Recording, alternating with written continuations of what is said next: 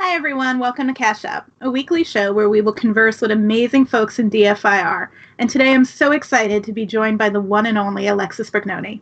Alexis is a special agent and digital forensics examiner working in federal law enforcement. You may know him for his ever informative blog, Initialization Vectors, where he digs into the forensic analysis of Android and iOS applications. In addition to his blog, Alexis is the creator of the XLeap series of open source tools for mobile forensics, ALeap and eyewitness. In addition to both his tools and his blogs, Alexis has built an online live course to teach forensics examiners about Python. He does bi-weekly classes for free to the community, and actually he has one writing right after this session at noon today. Alexis's work and contributions to the community have been recognized, including multiple nominations for Forensic Forecast Awards, including 5 awards in 2020. His tool eyewitness for Non-Commercial Tool of the Year, his related blog on eyewitness for both Groundbreaking Research of the Year and Article of the Year, Social Media Contributor of the Year, and nominated for Investigator of the Year in both 2019 and 2020. In addition to all of that and more, I'm lucky to count Alexis Brignoni as a collaborator and a friend. And the last forensicator I happened to see shut down. And with that, Alexis. Oh, thank you so much. Checks in the mail. I appreciate it. And for anyone who's interested, Kevin, our producer, just dropped links to all of those amazing resources that Alexis has in the chat there. So feel free to check those out. So with all of these really cool accomplishments and contributions to the community and ongoing work and support, how did you wind up here? Oh my goodness, it was the most runabout ways. I mean, like, say what? That's always the best.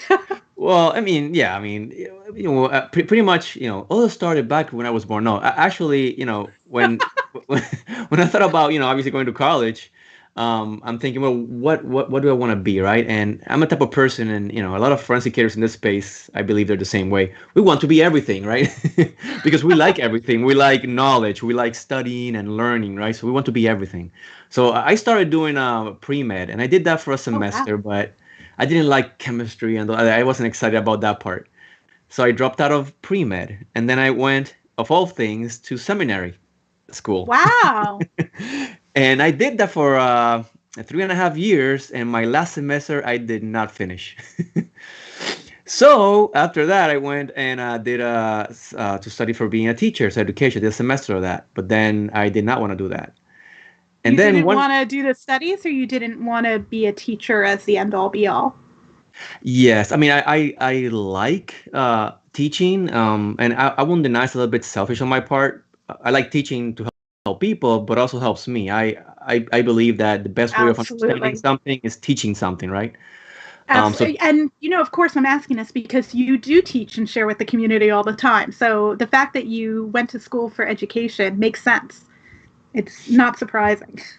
No, and I feel strongly. I mean, maybe down the road, I definitely want to look into having like official, teaching certification at some point, right? Because I do like it. But I didn't want to really kind of have a livelihood on that at that point. So at that time I had a girlfriend, and her brother, he studied computer science. And I mean, I'm talking about 15 years ago. So he had a little LED panel, but not the ones that we're used to now. You remember the one from what's the one from Predator? The Arnold. Yes. That he had on his arm, the countdown. Yes. Yeah. So it's kind of like the 8 that has red and the little, you know what I mean? Absolutely. Yeah, the 8-segment LED display. Exactly. So my girlfriend's brother was playing with that, and he's putting like all these letters and forming words and numbers, and I'm like, how do you do that, right?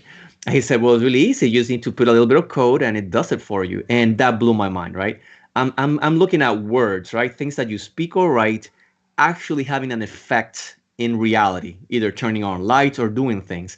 And that concept blew my mind of word being an action, right? Of like a philosophical kind of thought process. I love this because it's the whole comment about your love for coding comes down to being able to take textual words and have them actually take action in the physical world. And I think that's a very big parallel to digital forensics because we do this analysis in the digital world, but the results of our analysis affect people's lives in the physical world. So I'm getting like goosebumps hearing you say this. I do want to share that there's a couple of comments coming in from Jason Wilkinson and from Matt Sayers saying that people understand now why you're so good at teaching, and, you know, really throwing props to the Python study group. So, you know, that's really cool. And now understanding that you had that teaching education, and in all honesty, 3.5 years in seminary, I believe that might be why you're such a good presenter, because being able to put yourself out there and what they teach there in terms of sharing and being able to listen, both, those are such great skills that I'm sure you honed there. Oh, So absolutely. Being in seminary, a lot of it is teaching, right? And it's not, I mean, different type of right. teaching, but it's plainly, in my perspective, 90% teaching. Absolutely, right. It's sharing things you believe in, and that's exactly what you do in the forensic world. So it is no doubt to me, and I never knew these details, so I'm just really excited about how everything was leading up. So then you get the CS bug, and you're excited about comp science and these using code, and so where do you go from there? So I talked to a mutual friend of all of us. She used to be an instructor at the college that I ended up, you know, finishing my degrees. And, you know, she hooked me up. I got into the CS program, and I did my CS program. And of course, back 15, you know, almost 20 years ago, it's a little bit different, right? There were no computer security, DFIR degrees that did not exist, right? So I was just doing plain computer science. And it's interesting because I started taking a liking to security as being a prankster in a sense. Not in a sense, as a prankster. I did a whole bunch of odd jobs in college, and that's another story for another day. And eventually I found myself being one of the lab assistants, right? And we have a coaxial, you know, BNC network, Windows XP, all the computers networked together like that. And I figured out that you could just pop messages from one place to another without any authentication whatsoever. Just bug something, and we started messing with them. From that, I started doing some enumeration. By the way, back in the day, that was not a crime. Okay, yeah, I'm just saying. Yeah.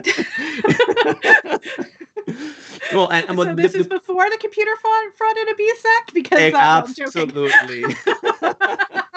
No, and you know, we never did anything illegal or anything that's damaging, but it was a learning process, and I mean that speaks to the need of, you know, and the good thing that we have these type of programs where, you know, young people, not even young people, right, of any age, you can go in and actually practice your skills. So you want to be a pen tester.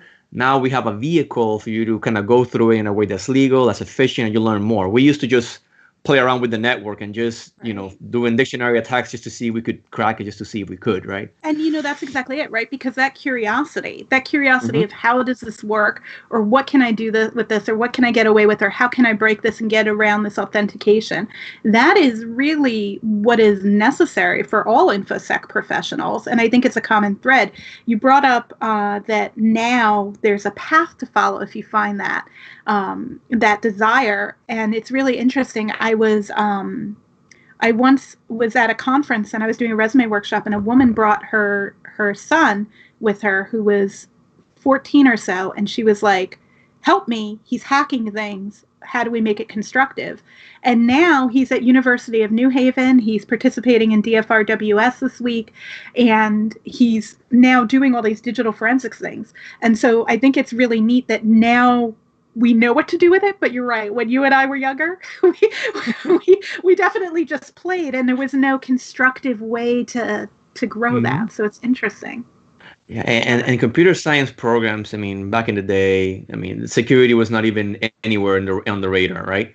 So even you know, even if you have some interest in the field, inadvertently, me and my friends, just for making jokes, right, and just, you know, bothering people, you know, there was not a, like you said, a particular way of channeling that. Now there is a good thing, and, you know, doing the whole computer science, you know, I was coding in my mind. I thought I'm going to be a coder, and that's what I'll be, because that's the focus of the program that I was in, right? It was computer science with mostly coding straight up. But and it's interesting because my first job wasn't even straight up coding too much. I was doing IT work for the Okay. college that I finished my degree. So I was lucky enough that the college and the university needed an English speaker.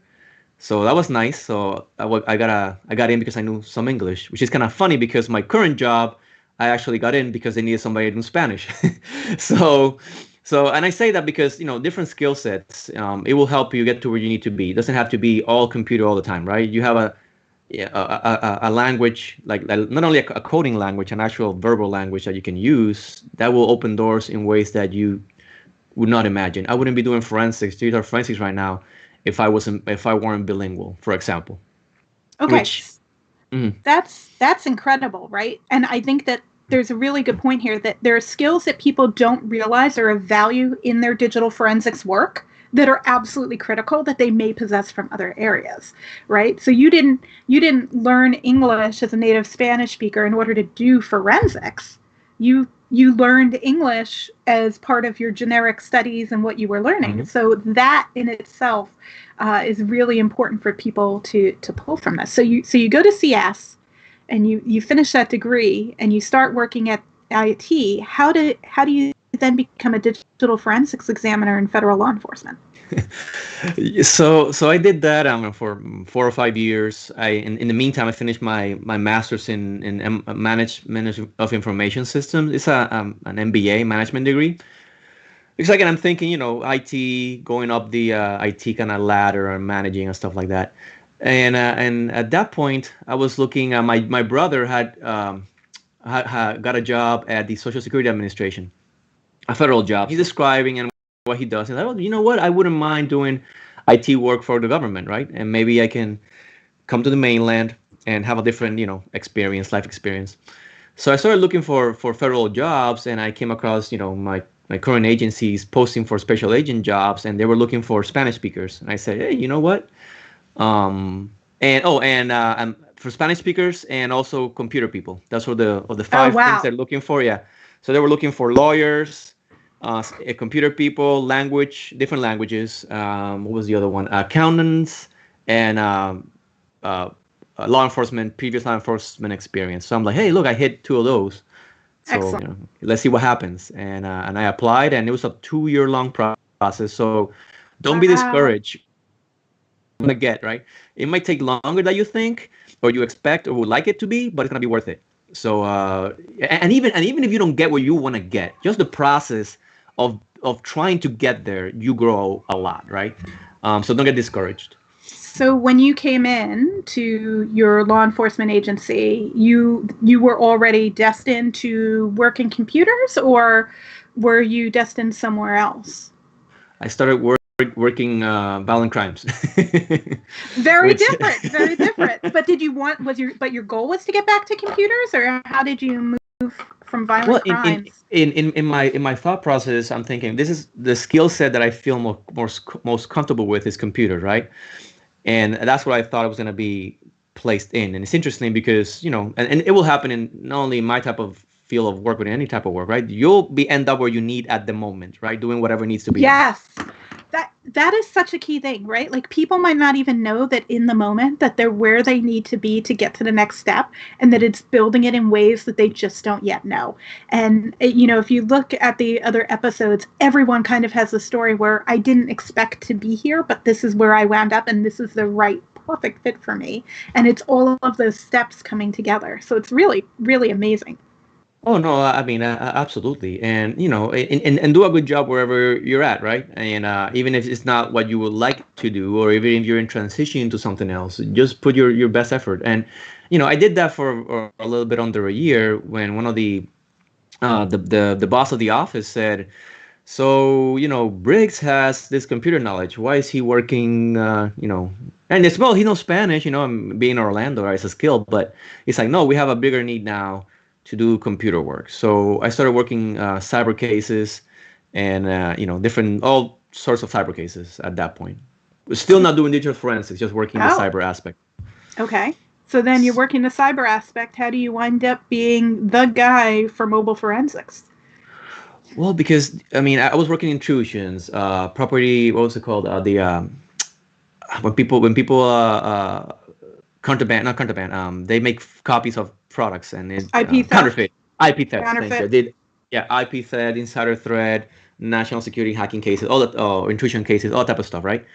But there was also a need for some of the other units to look at things like, hey, I have this computer. What do I do with it? Or I'm on site. What do you know? And they had no idea. So we have a team that does that type of work, that forensic work. I have a lab and all that. But my office didn't have an assigned person for that.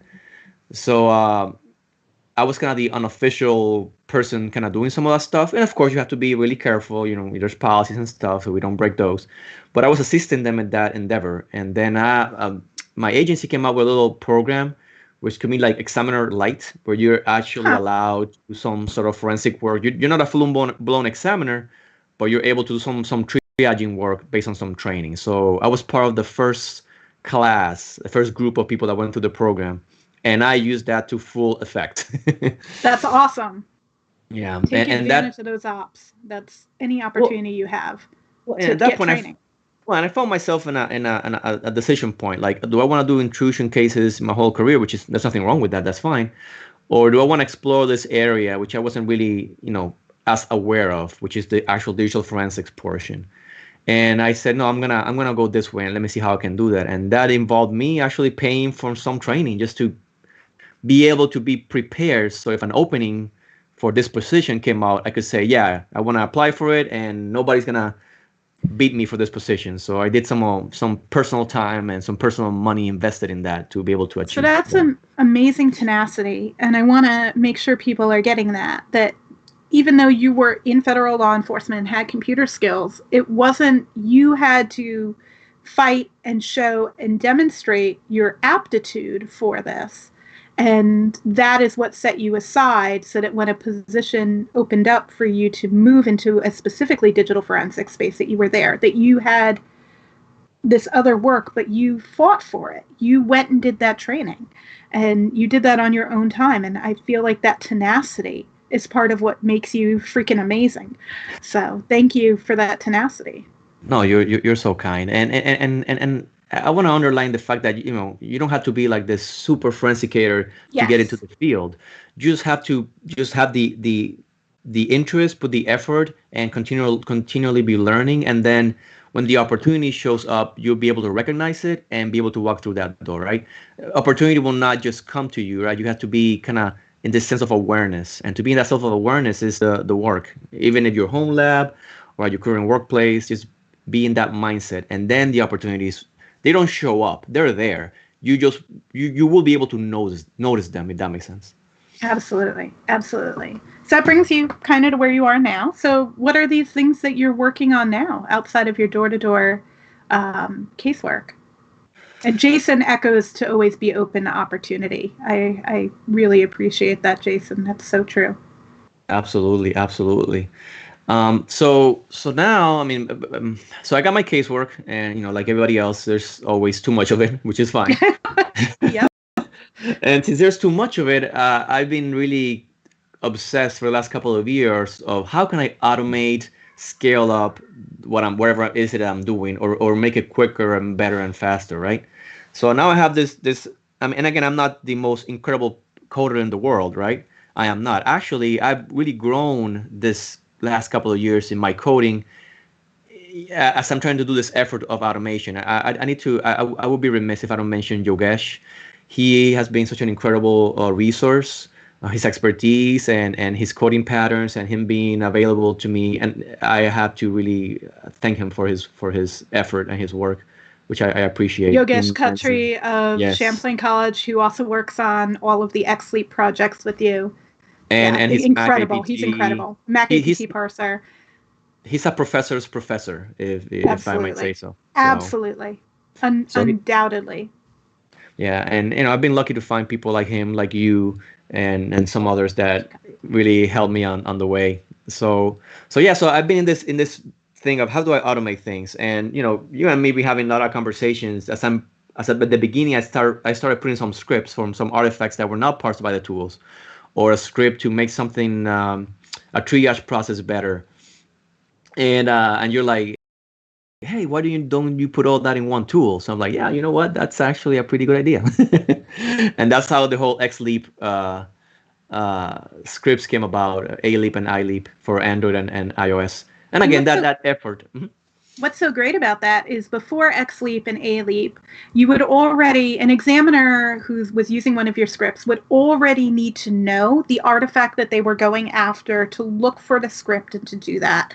And it also wasn't terribly automated. You'd run each one at a time, right? You'd run USRT and you'd run Artemis, and I'm naming some of Alexis's other tools that he's created that are all now rolled into ALeap and iLeap. And now you just hit go on ALeap and iLeap, and very quickly you have these artifacts presented to you. I'd be remiss if I didn't mention that Matt is saying that if you want to skill up from Python to Rust, he's doing a workshop at DFRWS on Friday. And actually, I would try to be there because I heard so many good things about Rust, and I think there's a lot of people. I think that's where we're moving towards, which I think I agree. So it would be a worth endeavor to check that out. So you're working on iLeap and ALeap. You're running this Python study group, which, by the way, what's amazing about this group is I know people who have never coded in their life who are taking this Python study course and are hanging in there and loving it and learning and just saying what an exemplary teacher you are. And I'm going to guess that there's a little self-motivation there that if you teach people to write Python, they'll write modules for iLeap and ALeap. Because that's one of the great things about your project is it's open source. Oh yeah, it's free, so you can actually just send if you got an artifact, send me a pull request. The class, before I talk about the program, the class, it's interesting because we're going through a book that's not for forensics, right? And we are teaching the basic structures for how to do Python, right? But then we're adding artifacts to parse. Since we began, we talked about if you have a BP list, how do you go about looking at that stuff? If you have, actually, I'm gonna start next class. I'm gonna start looking at Protobuf, and if you're curious about Protobuf, we have a surefire way of addressing that, right? What's interesting about that is even if you're not interested in Python or you know already how to code Python, understanding the structures, when you do a script to pull apart a structure, you get a better understanding of the structure. So this is providing a better understanding of BP list. I need to check out your Protobuf ones because I'm seeing Protobufs everywhere now. So that's thank you, Google. That's really, really awesome. And just another reason people might want to check out your sessions on that. Oh no, yeah. I mean, it's pretty neat. And again, the book is not forensic, but we learn the coding part and then we apply it to actual forensics. So the classes right now we're combining, making like a big parser, and in a sense, it's just some of the coding patterns that I learned with Yogesh, my own coding patterns, and how iLeap and ALeap works, which is exactly what you said. If people want to collaborate, please do. Some folks reach out to me, and I help them out with developing their own. Oh, I have a series of videos on how to make artifacts straight up. So if you know a little bit of Python, so that helps. And I will only say this, just a quick preview of something that's coming down the pike. There might be some iLeap, ALeap integration into other forensics tools. So we're working on that. So we'll see what happens. I cannot really tell you yet until it's done. Excellent. Well, I can tell you, but I'm not going to tell anybody else. Gotcha. Not here. So, and I've got to tell you that the other cool thing about the way that you're teaching people this is that you're also enabling them to participate in the community, and you are such a great example of how to do that. And I just love that you're skilling people up, and you truly are a mentor to so many. So thank you for doing that, and thank you for sharing in those ways. So what's kind of your go-to resource, right? You are a resource to other people for Python and for parsing mobile artifacts and with all of the deep analysis in your blog posts. What's your go-to resource? Well, I would say it's twofold that leads to a third one. So it's twofold, and the first twofold is people and the type of people. So I have the folks that work in the field with me, like Geraldine Blay, like all like Mike. I mean, all Mike Williamson, Mike Williamson, Sarah Edwards. Oh my goodness, Heather Mahalik. So all these folks, and other Ed Michaels at OPD. I mean, all my good forensicators. So I have relationships with all these people. I look at their work, and that really informs my work. absolutely. Which is the second part, is my own actual casework. Most of the Yes.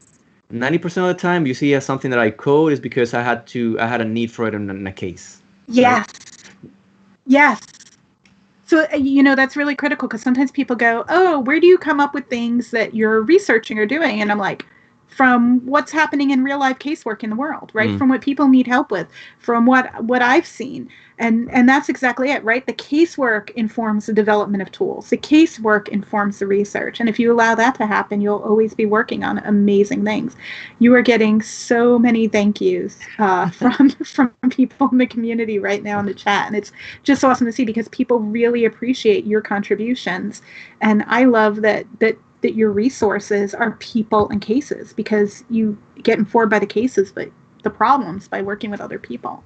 Well, and that interface between work and folks, then I'm able to actually understand, more heavier resources. Like when you go to the blogs, when you go to, This Week in Forensics, and you go through it, I have now this background that I'm actually feel like I'm part of the conversation, because I understand, I'm continually practicing, honing the skills, and then taking some time to do some, buy a cheap iPhone, check rain it, and do work with it, right?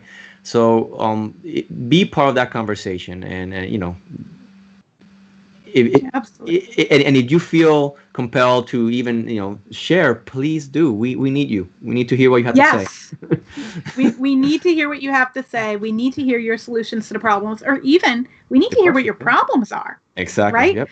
Like just what Alexis sees in his cases is going to be different than what anyone else sees in their cases. I mean, sometimes there will be overlap, but the thing is we don't know what problems other people are running into, and you don't know if your problem is something somebody else can solve, or if somebody else already has solved it, if they don't share. So otherwise, we're all trying to solve the same problems. And even if there's a solution for a problem, right? And you come out with your solution, right? Put it out there. It helps. It helps for having a different point of view, different understanding, validation.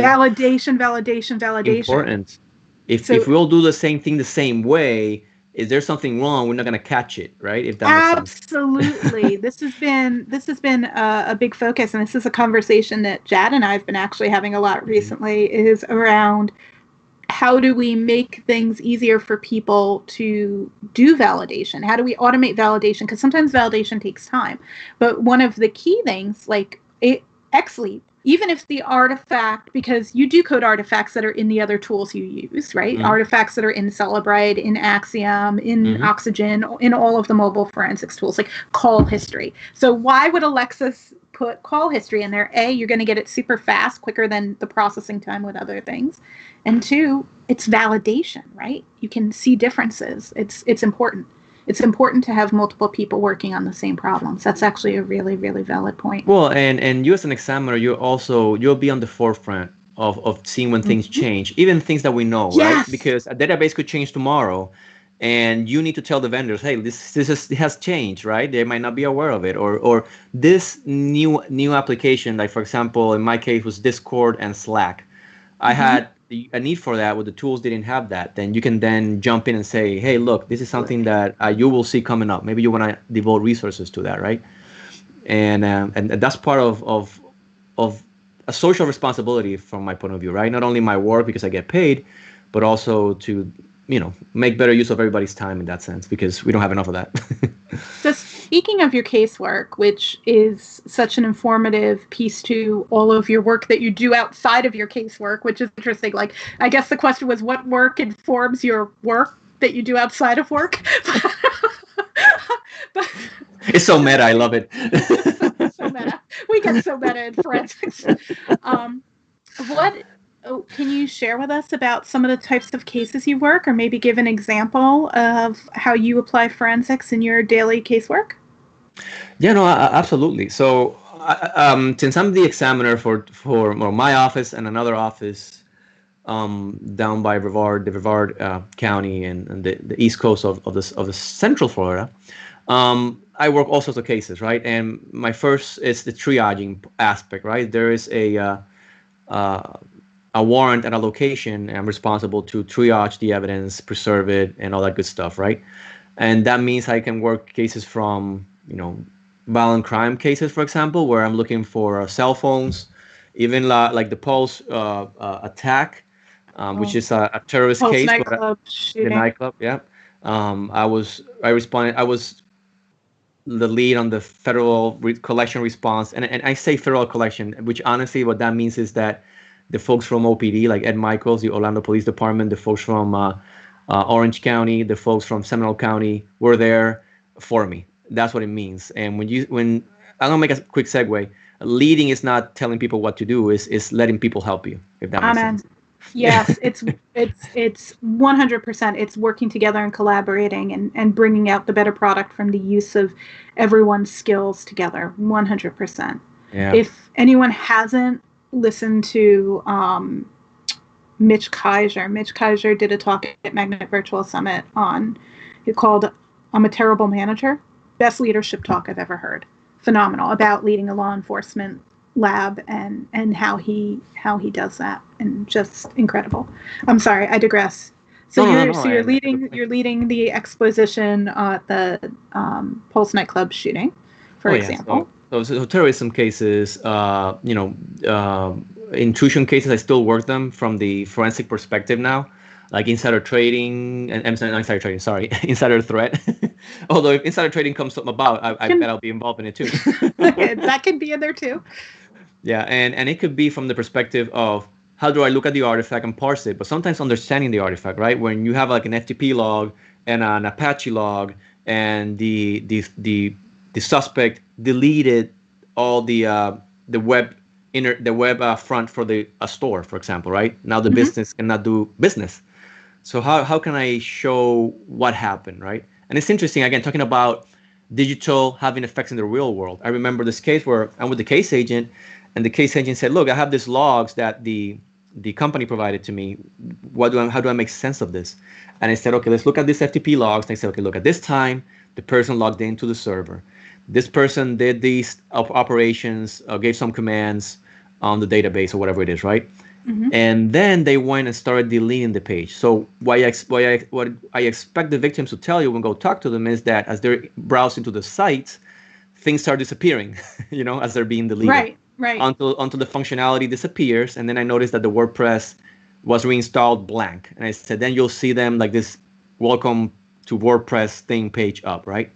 So that was my prediction. And we went and talked to the victims, and that's exactly what happened. And this long little story is to say, what will tell you the state of the real world at some point. And absolutely. And usually we come on the back end after things have happened, right? So we're a window into the past, in a sense, right? And reconstructing these events through our digital knowledge, which is not something that you can touch, right? You can't really grab the electrons like that. I mean, you could, but you get shocked. But you know what I mean, right? don't stand in a puddle of water while doing it. Yeah, don't grab the DFIR electrons, okay? That's not recommended.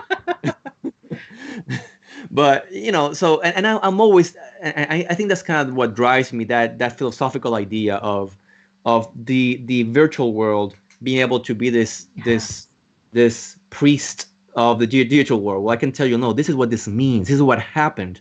And even if I cannot tell you what happened with this one thing, if we get more information from different sources, then we can build a more complete picture. A more complete picture sometimes, and more accurate than even an eyewitness picture, if that makes sense, right? Definitely more accurate than an eyewitness. I mean, I've worked cases where we've completely, through forensic evidence, dismantled eyewitness statements, right? Not intentionally. That wasn't the intention. We were unaware of the eyewitness statements. We were just working the digital evidence.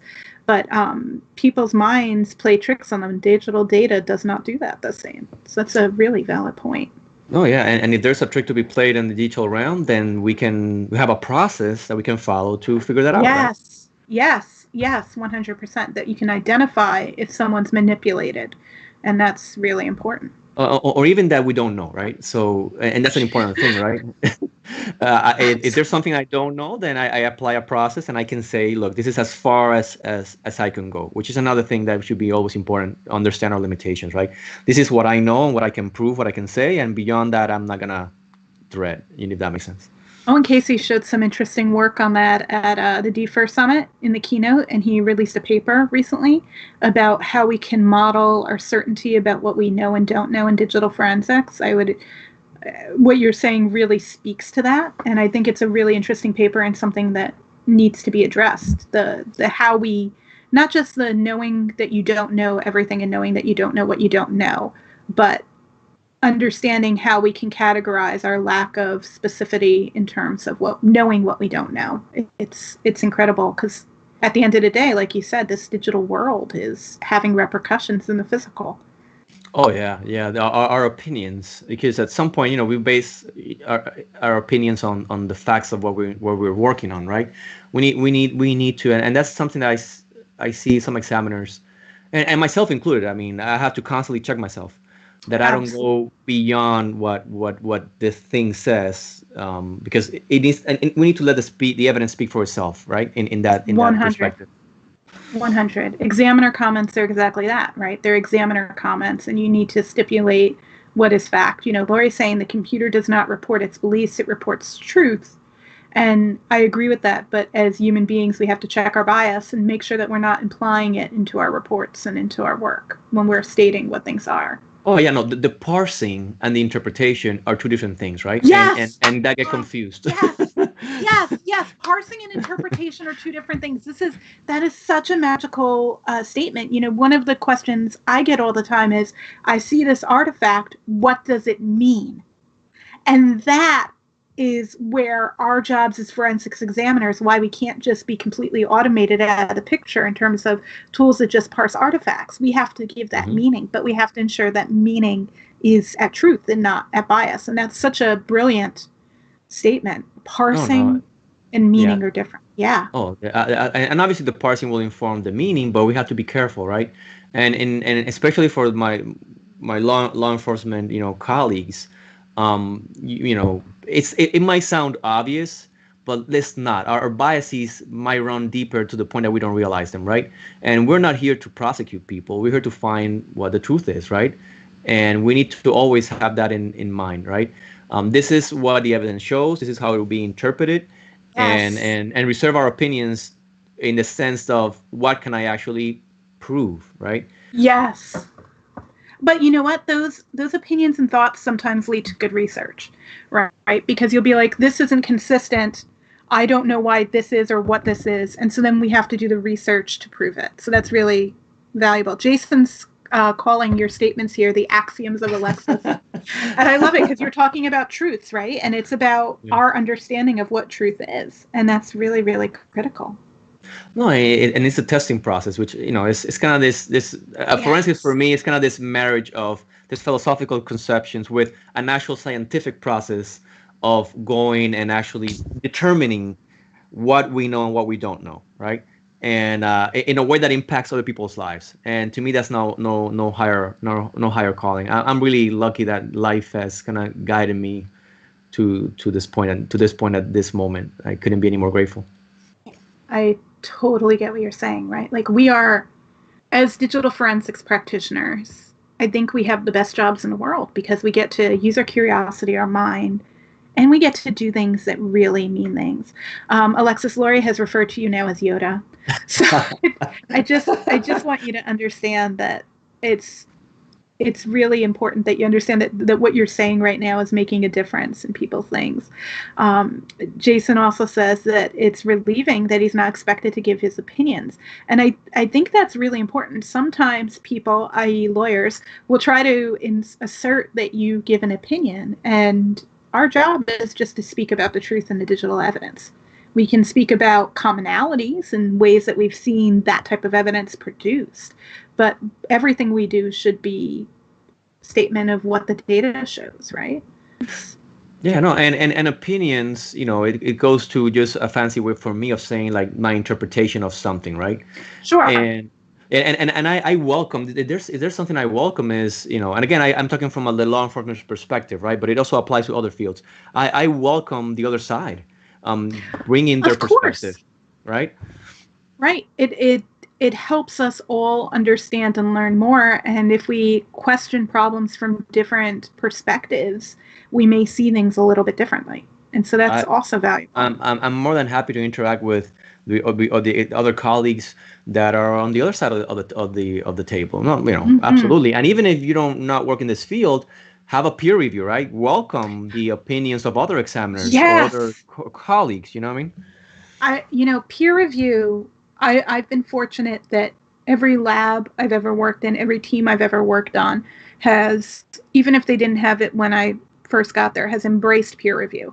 And I think people forget that reviewing other people's work actually makes you a stronger examiner too, at the same time that having your work reviewed makes you stronger. So I think it's such a critical process. And I think if there are labs that aren't doing peer review, regardless of what kind of work you're doing, that it just makes your work better, and it actually makes more proficient examiners. So it makes sense to do. And it takes a degree, and it takes a degree of personal humbleness, right? Because somebody might tell you, which is a good thing, this report sucks, and that's okay. And you know what? It's going to make you better. And I think you're right. Like, there's a certain amount of humility involved in peer review, but you can't be scared of that. That's what makes you stronger, right? And I don't care if, you're speaking to the science. I don't care if that's academia, peer review of journals, of actual scientific literature that's put forward, or if it's peer review of your blogs or your scripts that are out there. It's a good thing, which is why it's not bad to share, if that makes sense. Like, sometimes people are hesitant about that. But if you're doing peer review of every lab report you put out, maybe that removes some of that hesitation anyway. Oh, yeah. And to me, it's helped me look at that input as not as criticism, but as something for me to actually latch on and grow, right? And even when the comment is might not come across as happy as I would like it to be, we still have to see what can I really get positive out of it. And again, it's a struggle for me, but try to work on it every day.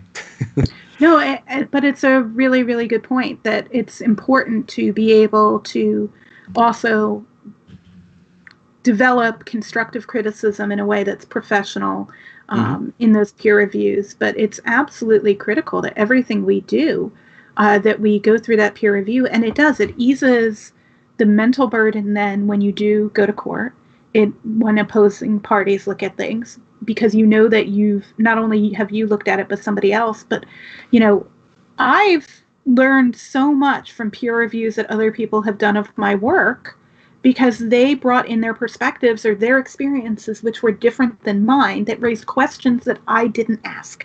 And you don't know all the right questions to ask. So I think it's really critical. I'm wondering now how we can increase peer review in the community. That's a very, very valid point, right? And we're doing it with DFIR review for blogs, right? But how do we get people to ensure that it's in their SOPs? How do we help with that? And part of the peer review can be technical, right? Through the automation and validation. Yep. Jason says intelligence is a team sport. I like that. That's a really, really good thing. So, what makes Alexiss tick outside of this? What do you do when you're not forensicating? Oh my.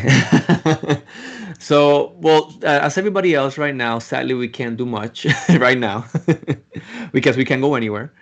Being COVID and all that. Right now, what I'm doing is I'm biking a lot. I used to run a lot, but my knees took a beating from some running I did a couple of years ago. So I'm doing a lot of biking. I have this little tow bar, so I latched on my eldest, my 5-year-old. And so I can tow him along so we can go at my speed. Oh, that's awesome. Yeah. Is he pedaling too? Yeah, he does, but it's more of a, pro forma. Pro forma? I love it. It doesn't really help, especially if we're going up a hill. Well, thankfully I'm in Florida. There's not that many hills, right? Just the overpasses, pretty much. So I'm doing a lot of that, but, hopefully when things go back into normal, I mean, I'm a black belt in martial arts, so I used to do that a lot some years ago. Martial art? So I practice Aikido. Oh, very And nice. whoever's not familiar, if anybody's seen like a Steven Seagal movie, but the old ones, not the newer ones, like the first 3 or 4 ones. What he did in those movies, kind of like the wrist controls and all that type of stuff. Then that's what I do. That's So awesome. yeah, I have a black belt on that, and dabble a little bit in judo. I mean, all Japanese, traditional Japanese martial arts. A little bit of Nawasa, like ground technique. Now they Oh, call it wow. Brazilian Jiu-Jitsu, but not full on, just a little bit of that. And then other than physical activities, running, and try to keep myself fit, because also the job, I like it, but also the job requires it, which is a whole different another story. Um, and like everybody else, I obviously love walks on the beach and reading books. you know, I don't have Oh, a dog, but I love dogs. But no, I mean, beyond those type of physical activities, I really like to kind of read and study about the philosophy of truth, of time, of cosmology, because I'm really lately, I don't know, because I hit middle age, I'm really aware of the briefness of time, right? And how we're here to be able to experience the universe for as long as we can, or we're able to, right? So I'm yeah. trying to actually get some of that in. No, and it's really interesting because that type of reading, when you're talking about things like Stephen Hawking and trying to Yeah. understand the universe, it actually really informs things that you don't even think it informs because it opens your brain. And once you expand, I'm not talking about narcotics here, I'm talking about through education. When you expand your perspective, you're Mhm. able to analyze things in different ways. So I love the fact that you're doing that. And the same thing with physical activity, right? It gives us a space. Jason says, good job making your presence in this world a positive one. And I mean, he's we 100% true. and of your kind, we can only try, because obviously, we also fail, but we try to stand up and do right. So, what kind of advice would you give to someone who's looking to get started in digital forensics now? Very different than when you and I came up, when it wasn't a traditional field and we all wound up here in very convoluted ways. But Yeah. today, what would be your recommendations to people who are looking to get started in digital forensics or incident response? So there's many, like you said before, the way was a little bit more narrow. Either you had an agency, like law enforcement agency, bring you in and train you. There were no trainings outside of law enforcement.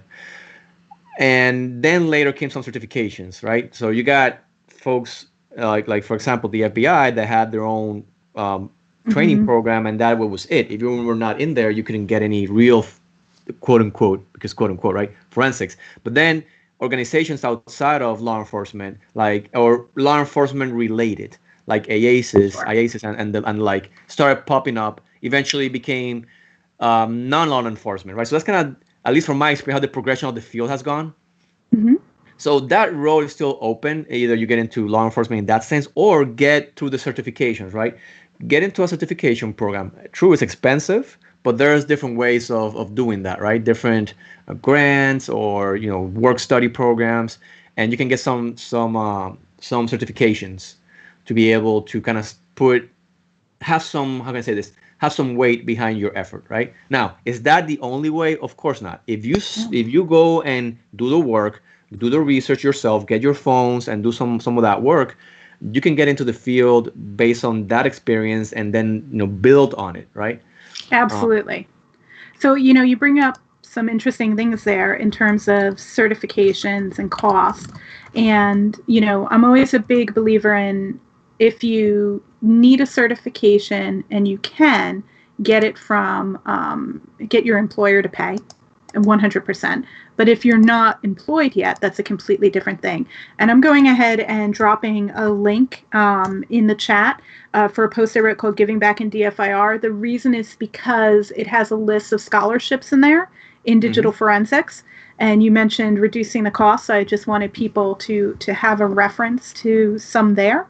Um, Another thing that you said was, if you can't do certifications, that you can still learn and pull yourself up that way. If someone's taking that route and they're not taking a SANS course or an IASIS course, which they might not even be able to get into outside of financial. What is your advice for this other route that you inferred? From my perspective and experience, you need to create an online presence, right? If you're doing research, if you're doing, understanding artifacts from the forensic side or the incident response side, you gotta create that presence. Have a portfolio, right, of the research that you do, the work that you do. So that way, that will open other opportunities, either because somebody might want to hire you, or just might want to train you, or work with you, right? Do your research. And for example, like the conferences, some of the conferences that I've been lucky enough to participate, nobody told me, well, to participate, you need to have a degree in computer science, or you need to have a certification, or you need to have 20 years of experience. No, I needed to show my work, right? Show your work. Yeah. That's it, right? Show your work. It's such a good point, too, that online presence. I know folks who have gotten hired because they had public blogs of what they were doing. And I know people who have gotten hired who did not work a day in the actual field because they did research and shared it. And it's such a valid point that if you put yourself out there and you have that online presence, that it can really help you. And it helps the rest of us, right? It helps the whole community. But it does help you. I dropped another link for another blog, which was the importance of sharing in DFIR, only because it hits on some of your points. There's a great blog from Brett Shaver's Unlocking the DFIR Door. I'll see if I can find it real quick. And it talks a lot about that same concept. What about other things? What about somebody who is, and I did find it, I'm amazed. What about somebody who is young and is thinking about going to school for digital forensics? Is it still important? Do you think that they create an online presence? Do you think it's still important that they go for certifications? What's kind of your thought on that? Yeah, so no, absolutely. And again, if you're, a young person, getting in college, or still, at the point where you can kind of be flexible and take some courses, you have that opportunity. If you're able, take it. I mean, if your university or study program has a degree like in forensics, start taking those courses. I mean, you don't need them, but it will make, from my perspective, make the road much easier and shorter, right? In my case, I had computer science, right? Not a straight DFIR degree, but it definitely helped me kind of show, look, I have these qualifications, a shortcut in a sense. Certifications, educations are a shortcut for opportunities. A degree does not mean you're good. A certification doesn't mean that you know what you're talking about, right? Yes. So are there certifications? And, you're 100% right, because you still got to make it through the interview. You still need to know what you're doing. You still got to be able to get that part. And if you don't move forward there, you're not going to be able to do it, right? Yeah, like if you don't, your portfolio becomes extremely important, because that folks will look at it and try to figure who you are, right? Absolutely. And by having that portfolio, you're not this on another face, right? I feel like you sometimes need to remind people that when you apply for a position in forensics, you're applying to a forensicator. We do OSINT. Like, we look for data for a living. So we're going to look you up. We're going to try to figure out what you've done. We're going to try to look for any blogs or research you've done. And again, it makes it easier to prove that you know what you're talking about. Because you're right. There are too many certs that have no practical. Yep. Right? There are OSINT equals stalking. Thanks, Jason. OSINT equals open source intelligence, not stalking. Stalking is when your motivation is a little bit different than research, which is what I'd like to call this OSINT research. That you're exploring what somebody's capabilities are and seeing if they can stand. And I'll also say that by being public, you're showing some of your soft skills, right? There's no such thing as a forensics exam that doesn't have a product, and that product is either you speaking about the case or you writing about the case. So I need to know if you can write and speak. Those are critical skills to forensics examiners. Sometimes how you write a report is equally important to how you parse artifacts, if that makes sense. And for that, my advice I mean, you're not going to talk in parables all the time, but always try to look at what you're doing and have some sort of analogy, right? The stakeholders, right? Be it a jury, a judge, the corporate board, whoever it is, right? You're, again, you're the translator. You're the ones that will bring light into the subject, and you need to be able to have analogies on to have people understand.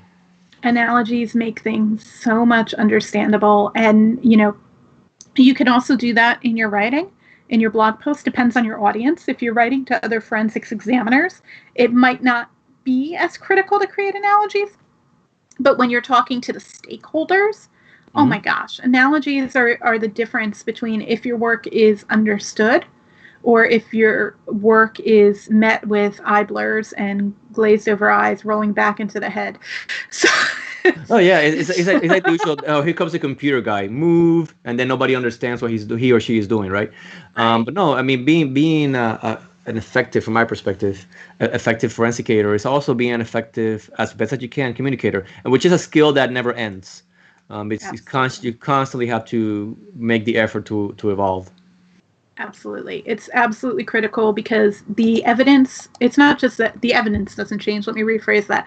The artifacts, the things we're examining, they are changing at a pace that's unbelievable. And we need to be able to keep up. So Dave Cowan did a keynote yesterday at DFRWS, and he said something that really stuck with me. And he's like, it's what you do now that matters, not what you did a year ago or 2 years ago, because everything is changing so quickly that your relevance can change and dissipate very, very quickly. So you kind of always need to be continuing, which is something I love about this field, but it's something to remind people who are getting into the field that you're constantly going to have to improve. You're not going to learn how to fix the widget and be done. Well, and that's living, right? I mean, that is life. When you're doing forensic cases, you're living, right? It's not something apart from it. It's life, right? It'd be growth, understanding, spending time on things that are worthwhile and make people better. And what else can you ask for? What else could we ask for, right? Working in digital forensics, how you got here and how you spend your time trying to do good with your time that you have here is incredible. And just thank you not so much for what you do in your casework, which the victims and people who are subject to your case are lucky to have you doing analysis on their cases without ever knowing it. So thank you on behalf of those people for the work you do who never know who you are and what you do. And thank you for the community for all you contribute back to the rest of us in the forensics field. So that we can do better jobs helping others. So thank you so much for all you give to the community. Thank you for being our guest today and for sharing your insights, the axioms of Alexiss. and as always, I just feel so privileged to know you and have you as a friend and a collaborator in my life. So just thank you personally as well for all you give back. Oh, it's been a pleasure. You're too kind. It was so much fun. Thank you so much for having me. Thank you. And if you're looking forward to hearing other great conversations, next week we'll be talking with Joshua Hickman, who actually did a collaborative presentation with Alexis just at the DFIR Summit last week. And then we have a whole amazing lineup scheduled. Richie Cyrus, Cindy Murphy, Trey Amick, Elon Wright, otherwise known as D for Diva, James Duffy, Devin Ackerman, Ladrina Sharon, Shelley Geisbrecht, Mitch Kaiser, Jad Saliba, Veronica Schmidt, Shanna Daly, Kevin Brightwell, Rob Duhart, Geraldine Blay, who Alexis was mentioning earlier, Brian Moran, Lanita Hinch, and so much more. So really excited to continue these conversations, and we'll catch you on the next Cash Up.